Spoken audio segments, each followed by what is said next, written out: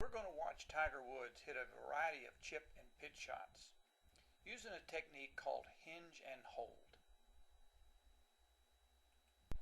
This first one is a little bump and run shot.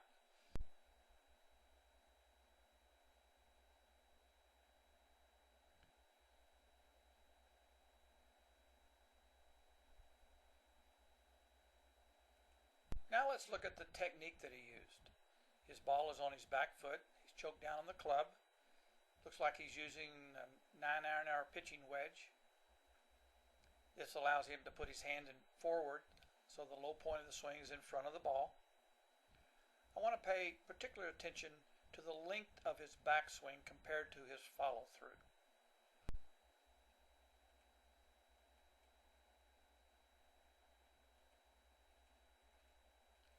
His club gets to parallel in his backswing, and his follow through does not get to parallel on the other side, so his follow through is much shorter than his backswing. This is what we call a hinge and hold type of technique.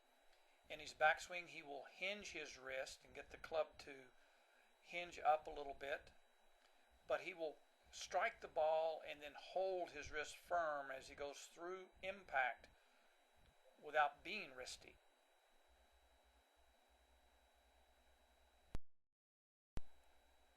Here we'll watch Tiger hit a medium pitch shot.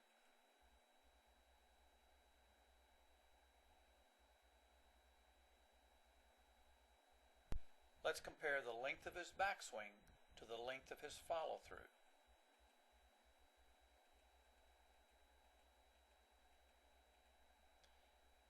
His backswing has the club head go a little above his shoulders.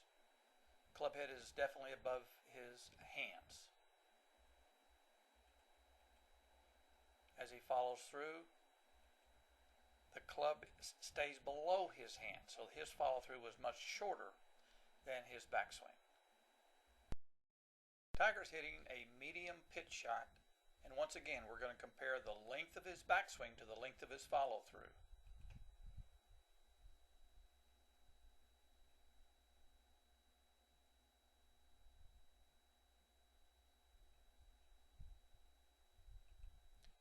At the end of his backswing, the club head is above his head.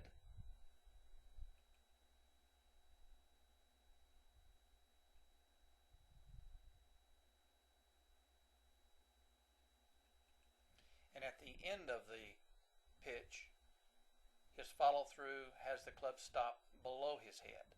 Once again, his follow through is shorter than his backswing.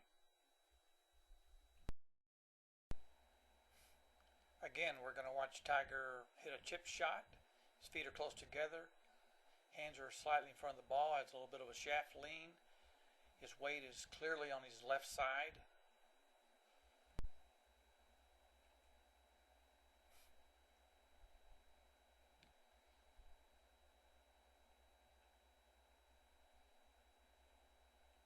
At the end of the backswing, the club is just shy of parallel to the ground.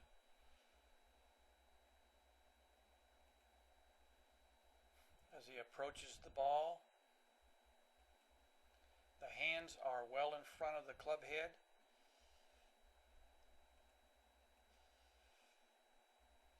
As he strikes the ball, the angle between the back of his right hand is flexed back. The angle of the arm and shaft is easily seen there.